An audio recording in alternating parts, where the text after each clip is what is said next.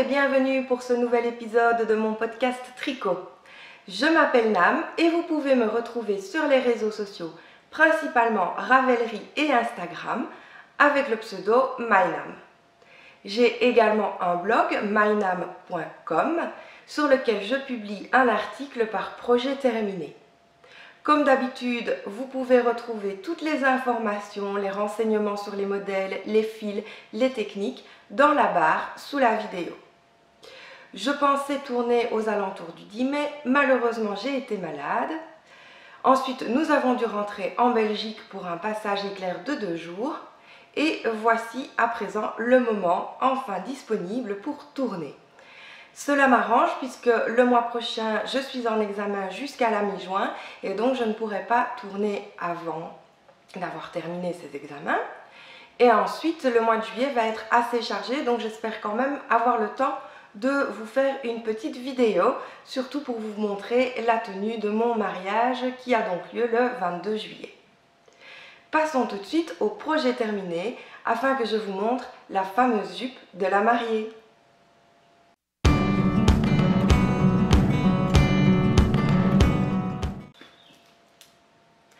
Alors, cette jupe de la mariée, c'est sur base d'un modèle de Suzanne Pandorf, Livenstar Shawl, qui est un châle circulaire inspiré par le personnage d'Arwen dans Le Seigneur des Anneaux.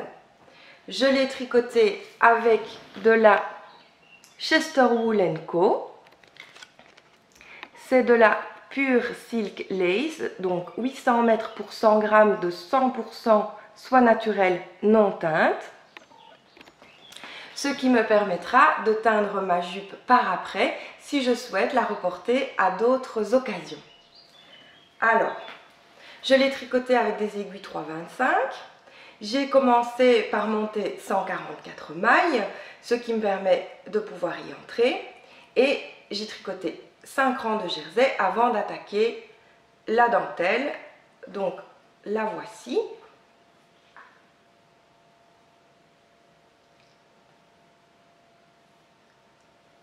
Voilà. J'ai utilisé 175 mètres de fil pour 147 grammes, non 1175 mètres de fil, pardon, pour 147 grammes. Alors, j'ai eu un petit souci avec la bordure, je vous montre ça tout de suite. Donc, il s'agit d'une bordure rapportée. À chaque fois, on tricote la bordure perpendiculaire au châle et on vient tous les 2 rangs rechercher une maille du châle pour accrocher la bordure. Et je ne sais pas comment j'ai fait mon compte, mais j'ai tricoté la bordure à l'envers par rapport au reste du châle. Donc, on ne voit pas très bien les petites perles et ici, c'est donc l'envers du point. Je vous montre ce que cela donne à l'endroit.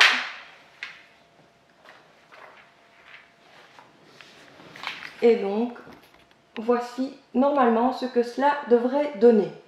Alors, vu le temps que j'ai pris pour tricoter cette bordure et vu qu'il y a 2800 perles, j'hésite vraiment à la recommencer pour ce détail, puisque j'en ai au moins pour 30 heures de travail à tout défaire et refaire. Les copines qui l'ont vu lors du tricot papoté de Pélissane n'ont rien remarqué, ou en tout cas elles n'ont rien dit, donc je pense que je vais la laisser comme ça parce que je n'ai vraiment pas le courage de tout recommencer. En dessous, je souhaite mettre un gros tutu et pour cela j'irai voir sûrement chez Repetto, là d'où viennent les chaussures, que je vais également porter ce jour-là. Je pourrais coudre effectivement le tutu moi-même, mais la couture et moi ça fait 4. Et donc j'ai envie d'être la plus parfaite possible pour ce jour parfait. Et c'est pourquoi je souhaite plutôt investir dans un beau tutu plutôt que de faire quelque chose d'approximatif. J'ai inscrit ce projet dans le cal Quand les pelotes bagnaudent avec le thème 3 de mars. Je n'avais encore jamais tricoté ma jupe de mariée. Et voilà pour le premier projet terminé. Le second projet terminé, je vous l'ai déjà montré dans l'épisode précédent. Il s'agit du modèle Nerud Shawl d'Amba O'Brien que j'ai tricoté avec le kit La Fée Fil qui était vendu avec le modèle. J'ai donc choisi le gradient en coloris Viva Unicorne. Il s'agit de 75% mérino, 25% nylon et il y a 425 mètres pour 100 grammes. Et la couleur contrastante, c'est Magdalena du 100% mérino et il y a 133 mètres pour 30 grammes.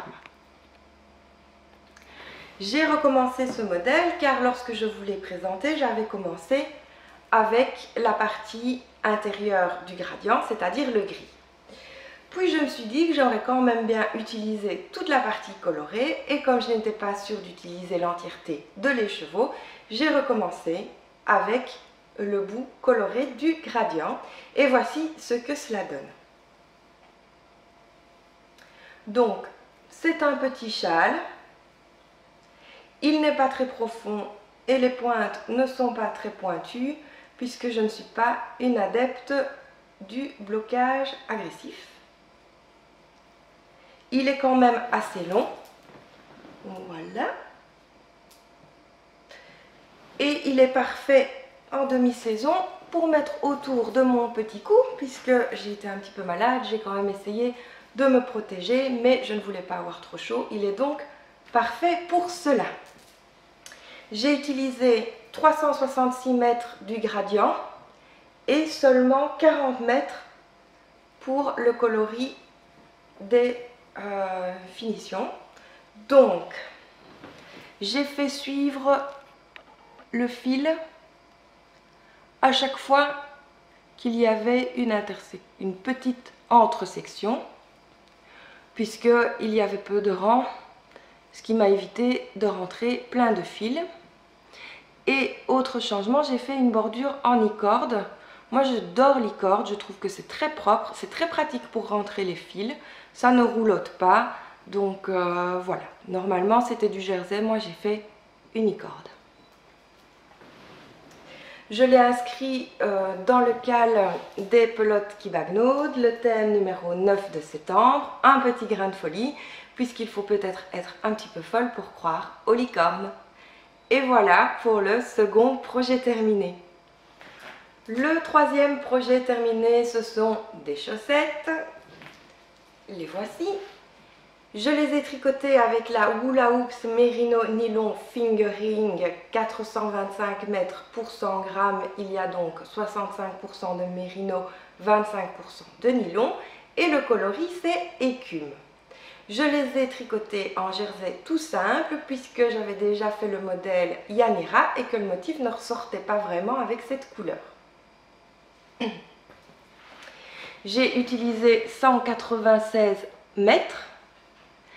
Comme d'habitude, un montage Judy's Magic Gaston de 12 mailles sur chaque aiguille. Là, je tricote en Magic Loop et j'augmente jusqu'à avoir 56 mailles. Ensuite, je passe sur mes aiguilles 23 cm et je tricote le pied.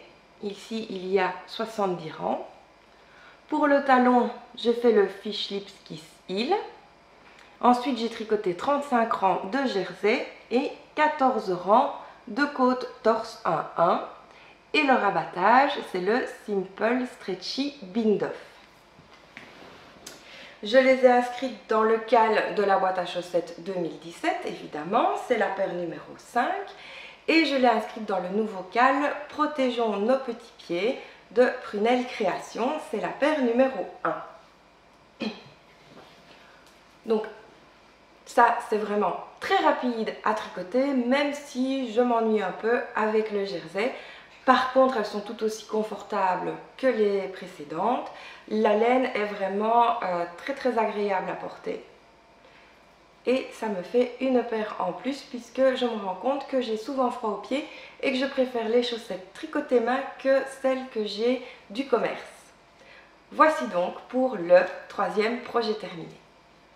Le quatrième et dernier projet terminé à vous montrer a été tricoté en une semaine et était totalement imprévu. C'est le châle Exploration Station de Stephen West. Mon compagnon est toujours inscrit sur les listes électorales de notre ancienne commune puisque nous avons déménagé début 2017. Donc pour le vote du deuxième tour des présidentielles, nous avons eu l'occasion de voir mon ancienne collègue à qui j'avais déjà tricoté l'Exploration Station et je voulais avoir ma version pour aller la voir. Je l'ai tricoté avec de la Hedgehog Fiber Sporty Merino dont je n'ai plus les étiquettes. Il y a 400 mètres pour 100 grammes et c'est du 100% Merino. Les coloris. Alors, celui-là, c'est Coral et j'ai utilisé 276 mètres. Le bleu, c'est mon préféré, c'est Monet et j'ai utilisé 220 mètres. Le jaune, c'est Fool's Gold, j'en ai utilisé 232 mètres. Et le rose clair, c'est Monarch et j'ai utilisé 316 mètres. Donc, aucun changement sur ce projet. Je l'ai tricoté vraiment en suivant le patron. J'aime toujours autant la brioche et les cordes. Alors, je l'ai inscrit dans le calque Quand les pelotes badnaudent, le thème 8, coucher de soleil. J'avais déjà utilisé le 6, fait péter les couleurs. Et je trouve qu'effectivement, ça me rappelle les couleurs d'un beau coucher de soleil sous les tropiques, au bord de l'eau. Alors, la laine est vraiment très douce, c'est de la Hedgehog. C'était un kit qui était vendu pour le Mystical Building Blocks, mais je n'avais pas du tout aimé la forme de ce châle et je l'ai donc recyclé pour mon Exploration Station. Celui-ci est un peu plus enveloppant quand je le porte autour du cou. Voilà, et vraiment très chaud.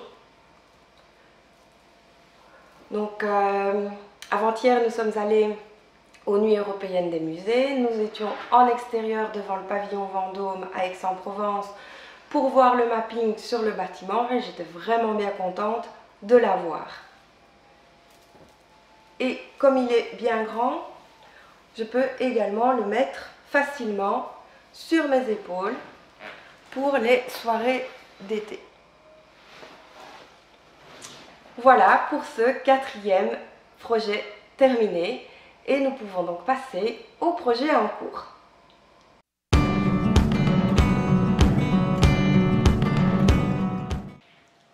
Le premier projet en cours, c'est le Dessine-moi un mouton de la maison Rilly.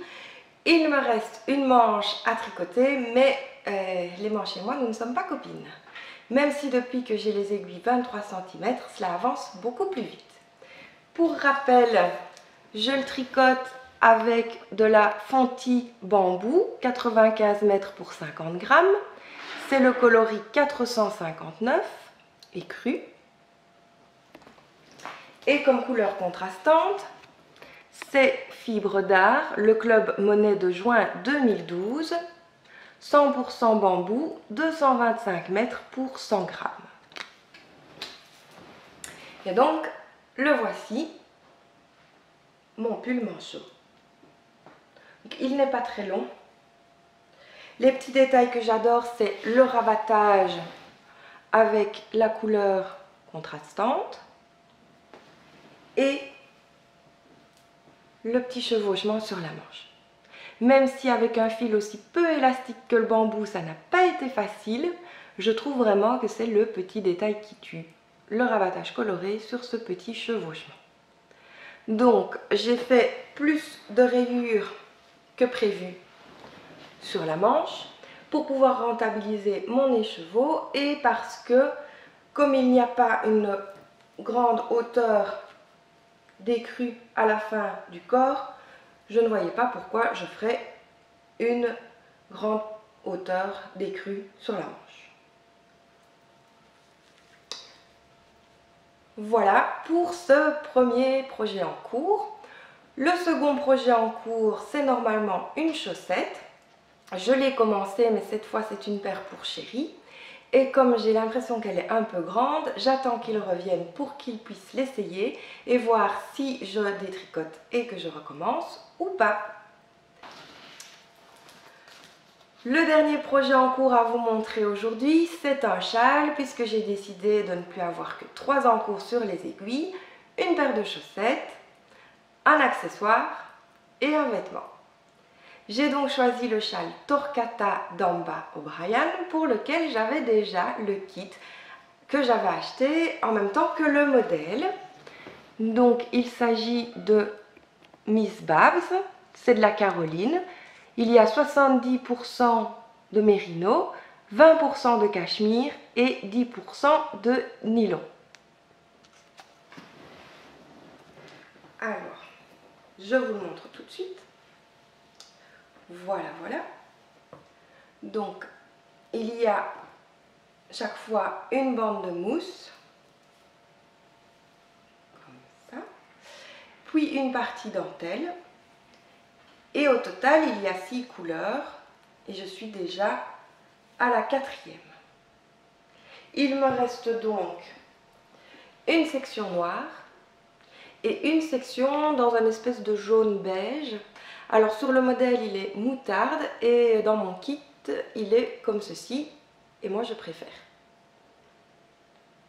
Donc un châle qui se tricote très rapidement puisque à chaque fois, il n'y a que 133 mailles sur les aiguilles, donc des petits rangs, et le motif de dentelle se retient vraiment très facilement. Il se tricote sur 10 rangs et se répète 5 fois. Évidemment, le fil est très doux puisqu'il contient du cachemire, il est chaud et léger, et j'aime vraiment bien ce modèle. J'adore les couleurs toutes douces et j'ai vraiment hâte de le terminer pour le porter, donc c'est devenu mon encours principal. Pour fêter les 500 abonnés de mon compte Instagram, j'avais lancé un concours et la grande gagnante est Stéphanie Happy Wool Socks. Elle gagne un écheveau de Plucky Knitter Primo Worsted. C'est 95% mérino, 20% cachemire, 5% nylon. Et le coloris, c'est Modern Vintage. Et donc, voici le fil. Félicitations également à Juliette l'aiguille à laine qui gagne le lot de consolation pour celle qui n'aimait pas le vert et à qui je l'offrirai vendredi lorsque nous nous verrons au Chat qui tricote. Voilà, merci de me suivre sur les réseaux sociaux, de regarder mes vidéos, de suivre mon blog et je vous souhaite une bonne journée et un bon tricot.